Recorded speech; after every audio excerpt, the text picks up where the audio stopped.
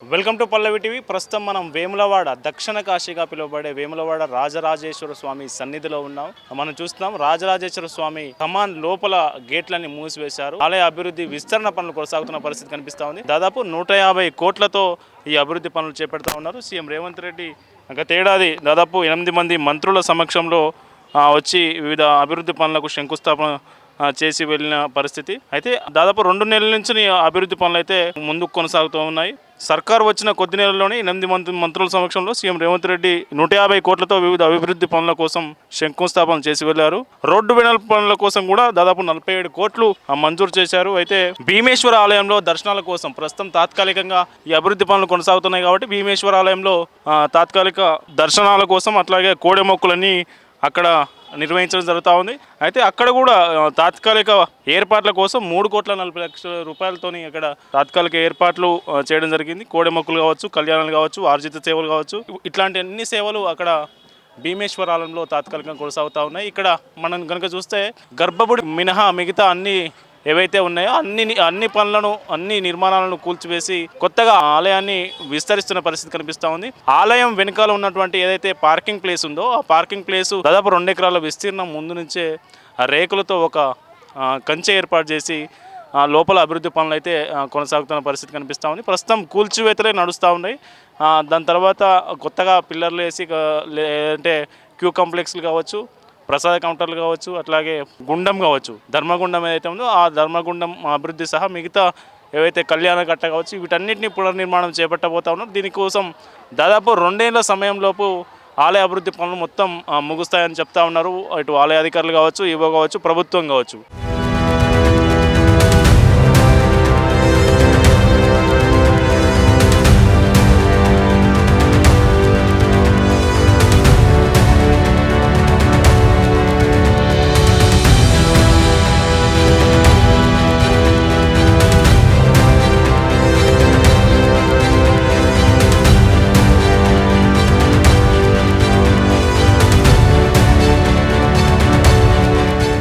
మనం వేములవాడ రాజరాజేశ్వర స్వామి ఆలయ విస్తరణ పనులు ఎట్లా జరుగుతూ ఉన్నాయి, కూల్చివేతలు ఏ మేరకు చేశారనేది మనం స్పష్టంగా చూడవచ్చు. మనం పక్కన ఉన్న ఒక బిల్డింగ్ పైన ఉన్నాము.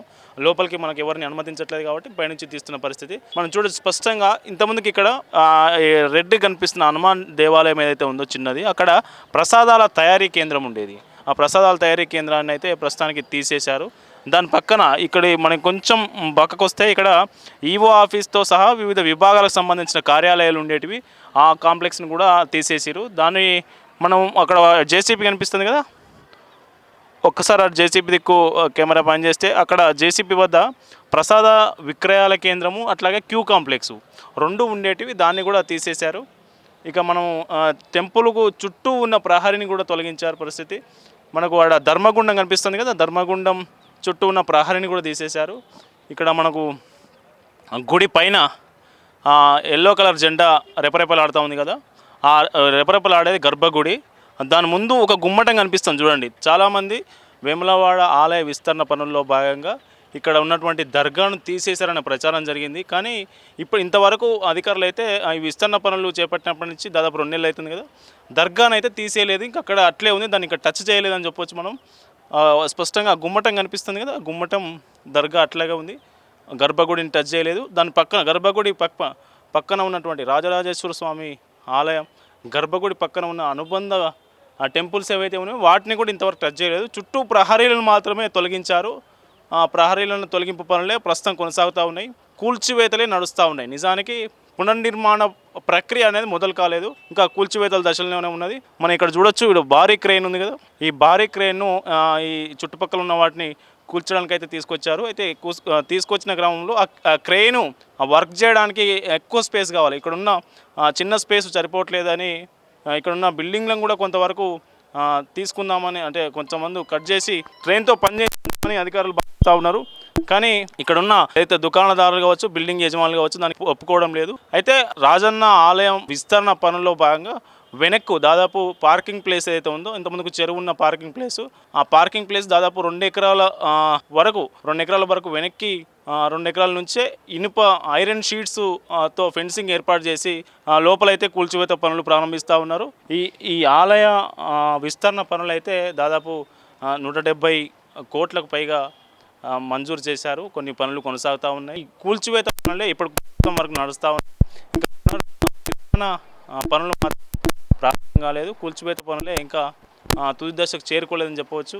మనకు ఎక్కడెక్కడ కూల్చివేశారు, ఆలయాన్ని ఎట్లా అభివృద్ధి చేస్తున్నారనేది చూడొచ్చు. అయితే గర్భగుడిలో ఉన్నటువంటి రాజరాజేశ్వర స్వామికి మాత్రం అర్చకులు మాత్రమే లోపలికి వెళ్ళి పూజలు చేస్తూ ఉన్నారు.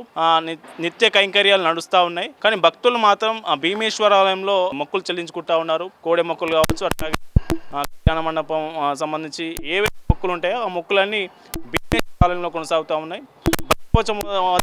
యథావిధిగా గతంలో ఉండేనో ఇప్పుడు కూడా అట్లాగే కొనసాగుతున్న పరిస్థితి. మొత్తానికి ఆలయ విస్తరణ పనులు అయితే కొనసాగుతూ ఉన్నాయి. కూల్చివేత పనులు పూర్తయిన తర్వాత దీనికి ఏ విస్తరణ, ఏ పనుల్లో ఆలయాన్ని ఎట్లా నిర్మాణం చేయాలి, ఎంత మేరకు చేయాలి దాని మీద ఒక ప్లాన్ ప్రకారం పునర్నిర్మాణ ప్రక్రియ అయితే చేపట్టే అవకాశం ఉందని చెప్పవచ్చు.